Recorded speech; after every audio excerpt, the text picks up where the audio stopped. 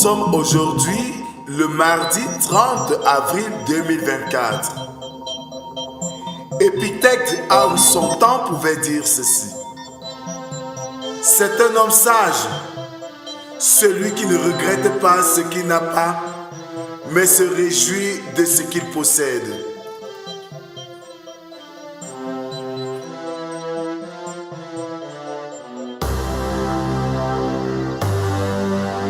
Bien-aimés dans le Seigneur, bonjour. Nous sommes réunis ce matin, comme chaque lundi à vendredi, dans le cadre de la méditation quotidienne.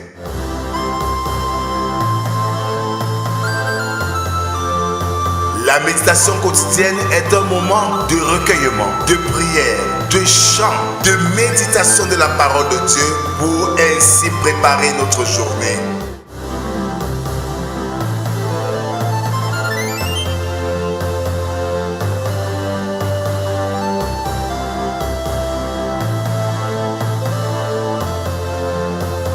Pour vous servir, le pasteur Rodrigue Cash de l'église évangélique du Cameroun.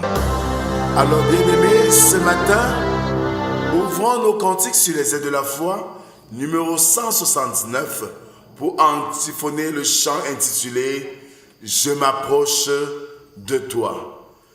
Je m'approche de toi.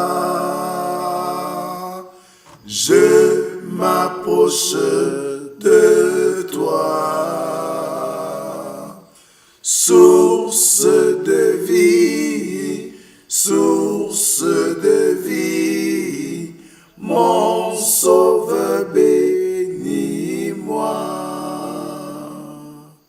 Source de vie, mon sauveur bénis-moi.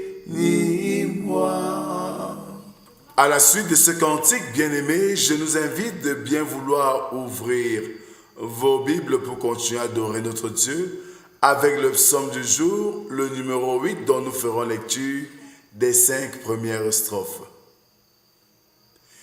Éternel notre Seigneur, que ton nom est magnifique sur toute la terre. Ta majesté s'élève au-dessus des cieux. Par la bouche des enfants et de ceux qui sont à la mamelle, tu as fondé ta gloire pour confondre tes adversaires, pour imposer silence à l'ennemi et aux vindicatifs. Quand je contemple les cieux, ouvrage de tes mains, la lune et les étoiles que tu as créées. Qu'est-ce que l'homme pour que tu te souviennes de lui, et le Fils de l'homme pour que tu prennes garde à lui? Tu l'as fait de peu inférieur à Dieu et tu l'as couronné de gloire et de magnificence. Amen. Prions Dieu. Seigneur notre Dieu, nous revoici devant toi ce matin, cette fois-ci pour entendre ta parole, pour la méditer, afin d'être conforme à toi. Viens Seigneur, instruis-nous. Viens Seigneur, parle. Nous t'écoutons. Amen. Ce matin, 30 avril, nous méditons dans le livre de 1 Corinthiens, chapitre 3, du verset 18 au verset 23. 1 Corinthiens 3, 18 à 23. Là, il est écrit « Que nul ne s'abuse lui-même. Si quelqu'un parmi vous pense être sage selon ce siècle, qu'il devienne fou afin de devenir sage. Car la sagesse de ce monde est une folie devant Dieu. Aussi est-il écrit, il prend les sages dans leur ruse. Et encore, le Seigneur connaît les pensées des sages. Il sait qu'elles sont vaines. Que personne donc ne mette sa gloire dans des hommes, car tout est à vous. Soit Paul, soit Apollo, soit Céphas, soit le monde, soit la vie, soit la mort, soit les choses présentes, soit les choses à venir. Tout est à vous. Et vous êtes à Christ, et Christ est à Dieu. Amen. Bien-aimés dans le Seigneur, avoir une haute opinion de notre propre sagesse ne peut être flatteur que pour nous-mêmes. Et la flatterie de soi-même est la prochaine étape vers la supercherie de soi-même. La sagesse qu'estiment les hommes dans le monde est folie pour Dieu. Avec quelle justice il la méprise et avec quelle facilité il va la déconcerter et la confondre. Les pensées des hommes les plus sages dans le monde ont de la vanité, de la faiblesse et de la folie en elles. Tout ceci doit nous apprendre à être humbles, à nous rendre disposés à être enseignés de Dieu, de façon à ne pas être conduits loin des simples vérités révélées par Christ, par des prétentions de sagesse et d'habileté humaine. L'espèce humaine est prompte à s'opposer au dessein des miséricordes de Dieu. Observons la richesse spirituelle d'un vrai croyant. Tout est à vous, mais les ministres et les ordonnances, le monde lui-même est à vous. Les saints possèdent autant que ce que la sagesse infinie l'estime convenable pour eux, et cela, ils l'ont avec la bénédiction divine.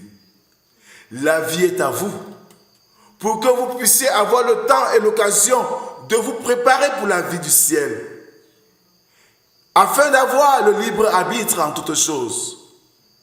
Et la mort est à vous, pour que vous puissiez prendre possession du ciel. La sagesse divine est le tendre messager qui vous fera sortir du péché et de la peine, et vous guidera vers la maison de votre Père. Les choses présentes sont à vous, pour vous soutenir sur la route.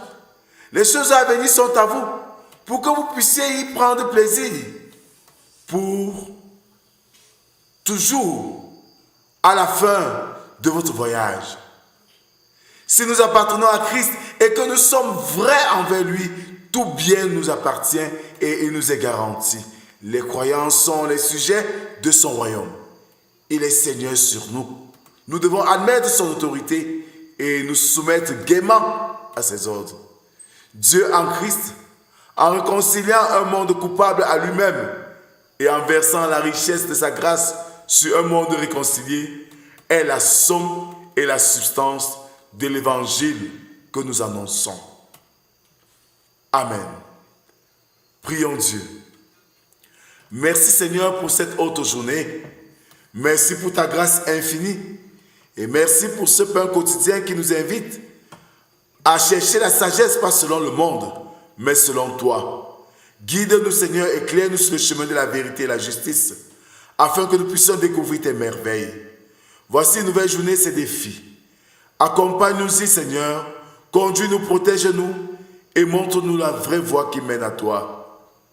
Voilà les défis qui seront les nôtres. Toi seul as le contrôle et pourras nous permettre de les relever. Ne nous abandonne donc pas Seigneur.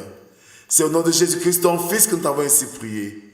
Lui qui nous a appris à te dire: Notre Père qui es aux cieux, que ton nom soit sanctifié, que ton règne vienne, que ta volonté soit faite sur la terre comme au ciel.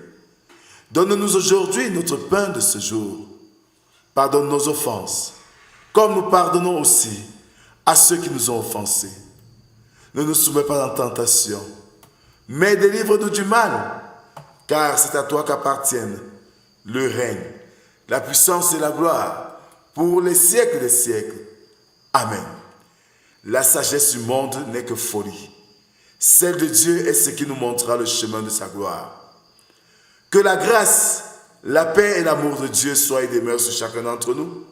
Au nom du Père, du Fils et du Saint-Esprit, un seul Dieu éternellement béni. Bonne journée à tous et à demain si Dieu le veut. Shalom.